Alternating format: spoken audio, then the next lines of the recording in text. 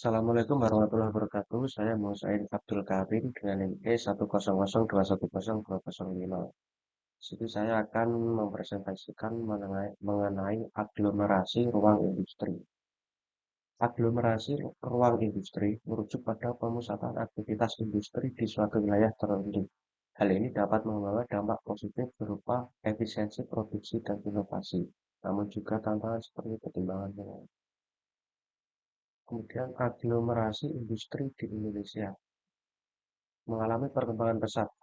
Aglomerasi industri di Indonesia terus tumbuh pesat, terutama di Pulau Jawa, Sumatera, dan Kalimantan. Kemudian mempunyai daya tarik investasi, ketersediaan infrastruktur dan sumber daya manusia yang memadai menjadi daya tarik bagi investor untuk berinvestasi di kawasan industri. Selanjutnya, tantangan ketimpangan. Pertumbuhan aglomerasi industri ini juga memicu kesenjangan antar wilayah di Indonesia. Selanjutnya ada beberapa contoh studi kasus aglomerasi ruang industri di Indonesia. Yang pertama ada kawasan industri Kota Batam.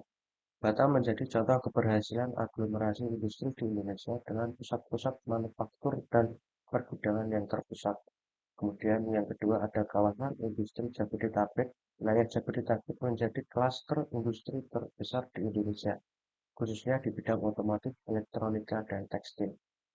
Selanjutnya ketiga ada kawasan industri Surabaya sampai Gresik. Pertumbuhan kawasan industri di Surabaya Gresik didorong oleh ketersediaan infrastruktur dan konektivitas yang baik. Selanjutnya, desentralisasi lokasi industri. Peningkatan pemerataan. Desentralisasi lokasi industri dapat mendorong pembangunan di wilayah-wilayah yang kurang berkembang. Selanjutnya, pengurangan beban kota besar. Menyebarkan pusat-pusat industri dapat mengurangi beban kota-kota besar seperti Jakarta. Kemudian ada tantangan infrastruktur, dibutuhkan investasi besar dalam infrastruktur untuk mendukung desentralisasi lokasi industri. Kemudian ada kesenjangan wilayah dan aglomerasi buatan. Yang pertama, pusat pertumbuhan ekonomi. Aglomerasi industri cenderung terpusat di pulau-pulau besar seperti Jawa dan Sumatera. Kemudian pembangunan. Hal ini menimbulkan kesenjangan pembangunan antara wilayah yang maju dan tertinggal. Kemudian yang ketiga, aglomerasi buatan. Diperlukan kebijakan untuk mendorong aglomerasi industri di wilayah-wilayah tertinggal. Selanjutnya ada inovasi teknologi dan ruang industri. Dapat melakukan otomasi atau melakukan teknologi otomasi dapat meningkatkan efisiensi produksi di kawasan industri. Selanjutnya ada energi terbarukan. Pemanfaatan energi terbarukan dapat mendukung keberlanjutan kawasan industri. Selanjutnya ada analisis data.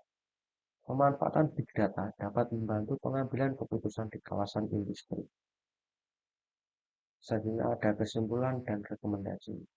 Mendorong pemerataan. Kebijakan perlu mendorong pemerataan aglomerasi industri di seluruh wilayah Indonesia. Yang kedua, meningkatkan infrastruktur. Investasi infrastruktur yang memadai diperlukan untuk mendukung desentralisasi lokasi industri.